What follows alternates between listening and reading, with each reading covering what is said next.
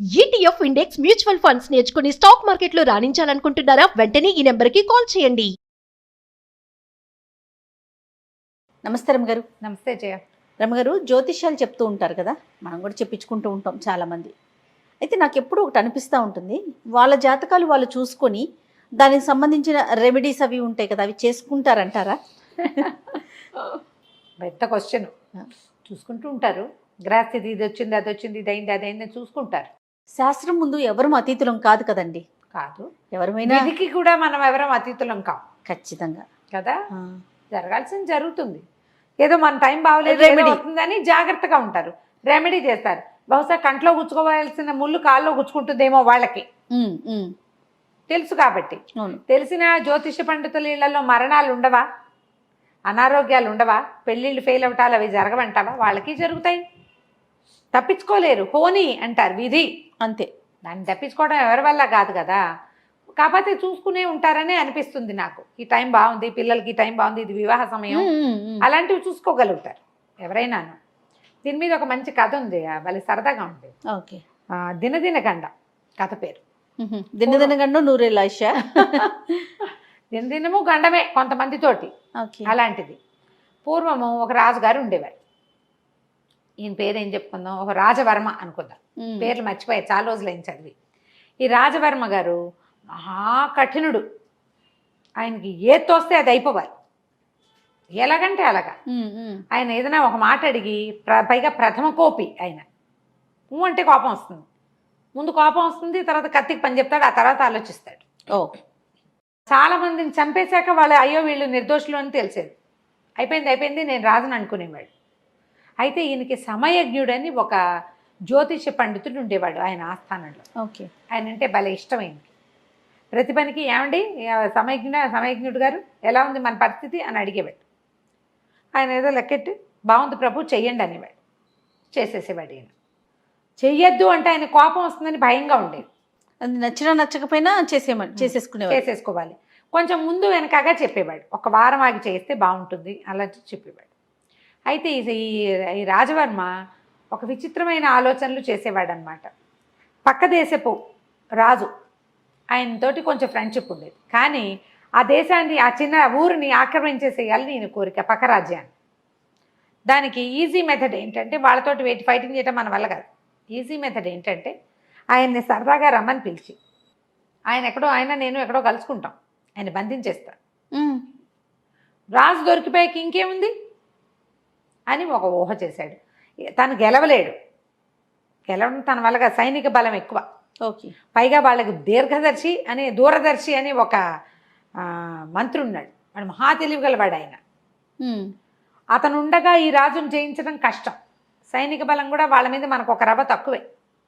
కానీ ఆ రాజ్యం కావాలనిపించేస్తుంది అంతే. నాకు కావాలనిపించింది అంటే దానికి సమాధానం లేదు, ఇంకా నాకు కావాలంతే అంటే ఇంకేం చెప్తారు. సరే, ఒకళ్ళిద్దరికి చెప్పాడు ఈ ఐడియా. మనం ఆ పక్క రాజ్యపు రాజు సూరసేనుణ్ణి అడవికి పిలుద్దాం, వేటకి. మృగయా వ్యసనం ఉంటుంది అందరికీ కూడా, మృగయా వినోదానికి పిలుద్దాము. ఆయన చిన్న సైన్యంతో వస్తాడు, ఆయన్ని బంధించేద్దాం అని చెప్పి ఈ సమయజ్ఞుడిని ప్రశ్న అడిగాడు. ఈ సమయజ్ఞుడికి నో అంటం అలవాట్లేదు, చెయ్యండి అంటమే. సాచివేతగా చెయ్యండి ప్రభు అన్నాడు. ఈయన రెడీ అయిపోయాడు. ఉత్తరం రాశారు. ఉత్తరం రాసి ఆ దీర్ఘదర్శి ఉన్నాడుగా, దూరదర్శి ఆయన ఏమనుకున్నాడు, ఎప్పుడు దీనికి పిలవలేదే, పైగా ఏదో ఎక్కడికో నువ్వు నేను వెళ్ళినప్పుడు అక్కడెక్కడో మనం కలుసుకోవటం వేరు, పనిమాల కలుసుకోవడానికి చిన్న సైన్యంతో ఎందుకు పిలుస్తున్నాడు. ఇప్పుడు ఈయన అడవికి వెళ్ళాడు, ఆయన అడవికి వచ్చాడు. హర్రే మీరా వచ్చారా అంటే సరిపోతుంది, అంతేగాని నువ్వు మృగ వినోదం కోసం రా అని ప్రత్యేకంగా ఒక రాజుని ఇంకో రాజు ఎందుకు పిలుస్తాడు. ఇందులో ఏదో లొసుగుందని ఆయన ఏం చేశాడు, పెద్ద సైన్యాన్ని పంపించాడు. వీళ్ళకి తెలీదు, వీళ్ళు ఎదురుపడి ఆయన బంధించగానే ఆ మొత్తం సైన్యం అంతా వీళ్ళ మీద పడి చిత కొట్టేశారు. కొట్టేసి ఈయన్ని కట్టేశారు. సరదాగా చేశానని చెప్పలేకపోయాడు, సరదాగా చేశామని ఎట చెప్తాడు. అదే కదా. అక్కడి నుంచి నానాగోల అయింది, చాలా బతిమలాడి మీ జోలికి రాను, ఇంకెప్పుడు రాను అని చాలా బతిమలాడుకున్న మీదట ఆయన స్నేహంగా ఉత్తరం రాసి బంధించామన్న పేరు మనకి లేకుండా ఉంటుంది. మన ఊళ్ళో ఎలా చెప్పుకున్నా వీళ్ళ ఊళ్ళో అట్టాగే చెప్పుకుంటారు. వదిలేద్దామని ఈయన వదిలేశాడు. ఈ రాజవర్మ వదలబడ్డాడు. కానీ ఆయనకు ఒడ్డు మండిపోయింది. వాడు వదిలేసినందుకు కాదు, సమయజ్ఞుడు తనకి తప్పుడు ఇది ఇచ్చినందుకు. నేను ప్రశ్నిస్తే వద్దండి ఇప్పుడు మానేయండి అని చెప్పాలి. చెప్పకుండా నన్ను పని అయిపోతుందని నన్ను ఎంకరేజ్ చేశాడు. ఆయన ఇచ్చిన ఇప్పటిదాకా కొన్ని ఎంకరేజ్ చేశాడు, అవన్నీ కుదిరినాయి. నేను నమ్మాను, నన్ను నమ్మించి పంపించాడు. వీడంతు చూడాలని ఆ పంచాంగకర్త ఉన్నాడుగా వాళ్ళ సిద్ధాంతిని రమ్మని కబురు చేశాడు. ఈ మృగయా వినోదానికి వెళ్ళిన సైనికులందరూ బిక్కమొహాలు వేసుకుని రావటం ఊళ్ళో చాలామంది చూశారు. ఒకళ్ళిద్దరు హింట్ ఇచ్చారు కూడా ఇతనికి. అక్కడ ఏదో జరిగిందని అర్థమైంది. వస్తూ వస్తూ తను పిలుచుకొచ్చిన సైనికుల్ని, ఏరా అబ్బాయి ఏమైందిరా రాజుగారు వెళ్ళిన పని అంటే, అంతా పశ్చాపుస్యమైందండి, దెబ్బలు తిని చావులో తప్పి కన్నులు ఒట్టపోయి వచ్చాం, కాస్తుంటే దొరికిపోయేవాడే అని ఒకడు చెవిలో ఊదాడు. వాడు ఎప్పుడో పూర్వాశ్రమంలో ఎంతో జ్యోతిష్యం చెప్పించుకుని బాగుపడ్డవాడు. ఆయన ఏం చేశాడు, అమ్మాయి ఇది లోపల పెట్టుకున్నాడు. ఇప్పుడు రాజు తనని ఏం చేయడానికి పిలిచాడో ఆయనకు అర్థమైంది. తెలివి జ్యోతిష పండితులకి ఉండాల్సింది ఏమిటి, సమయస్ఫూర్తి, తెలివి. అంతే, ప్లాంట్గా చెప్పాలి కదా. అక్కడి నుంచి వెళ్ళాడు. వచ్చిన తర్వాత ఆ రాజుగారు రా సమయజ్ఞుడు ఎలా ఉన్నావు ఏమిటి అని చెప్పి కూర్చోండి అని కూర్చోబెట్టాక, ఏమండి సమయజ్ఞుడు గారు మీరు ఎప్పుడూ నాకు జాతకం చూస్తారు, ప్రశ్నలు చెప్తారు కదా, ఏనాడైనా మీ జాతకం మీరు చూసుకున్నారండి అన్నాడు. గుండెల్లో రాయబడింది. అర్థమైంది. చూసుకోకేం ప్రభు, చూసుకుంటూనే ఉంటాం, మాకు తెలియనివా ఇవన్నీ అన్నాడు. అయితే మీకు ఆయుర్దాయం ఎంత ఉందండి అని అడిగాడు. ఈయన లెక్క ప్రకారం ఈయనకి ఇంకో 20 ఏళ్ళు ఉంది. ఆ 20 ఏళ్ల తర్వాత ఒక మారకం ఉంది, అది తప్పించుకుంటే ఇంకో 20 ఏళ్ళు కూడా 90 దాకా బతుకుతాడు ఆయన, 50 ఏళ్ళ వాడు.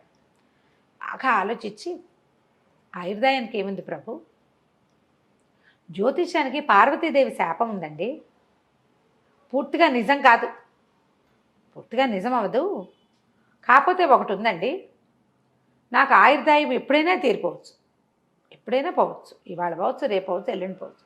కాకపోతే ఏంటంటే నేను చనిపోయిన 10 దినాల్లో నేను ఆశ్రయించిన ప్రభువు చనిపోతాడని ఒక ఇది ఉందండి నా జాతకంలో. అందుకని నేను చాలామంది పిలిచినా వెళ్ళండి, మిమ్మల్నే ఆశ్రయించుకుని ఉన్నాను, మీరంటే పరాక్రమవంతులు, శౌర్యవంతులు, నేను ఎక్కడికైనా వెళ్తే మీకేమి ఇబ్బంది వస్తుందని ఎక్కడికి వెళ్ళను. ఓహో అనగానే గుండెలో రాయపడింది రాజుగారికి. వీడిని కనుక ఇప్పుడు వేసేసామనుకో మనం, ఆయన 10 ఏళ్ళు ఉందండి, 15 ఏళ్ళు ఉందండి, 20 ఏళ్ళు బతుకుతండి, నేను 90 ఏళ్ళ దాకా బతుకుతానండి అనగానే మెడ కోసేసి ఇప్పుడు చెప్పు అందామనుకున్నాడు.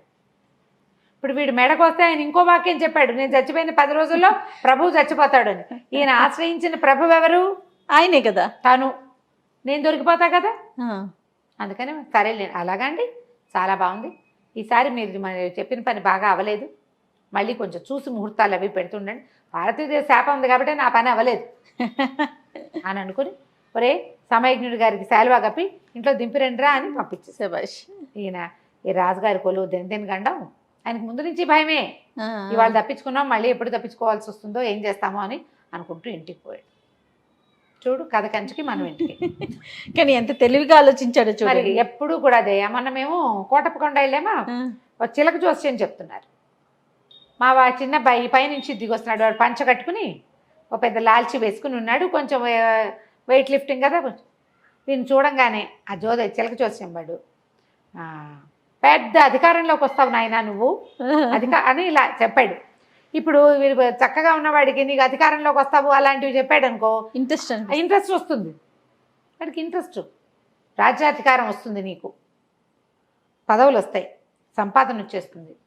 ఇలాంటి భావాలు వినంగానే అయ్యేమిటో చూపించుకుందామని వెళ్తారు. అప్పుడు వాడు ఇంకా చెప్తాడు, అధికారం వస్తుంది, అది వస్తుంది, ఇది వస్తుంది, ఇక నా దగ్గర రాయి ఉంది, ఇది పెట్టుకో, అంతే చెప్పాలిగా. మరి కోటి విద్యలు కూటి కొరకే.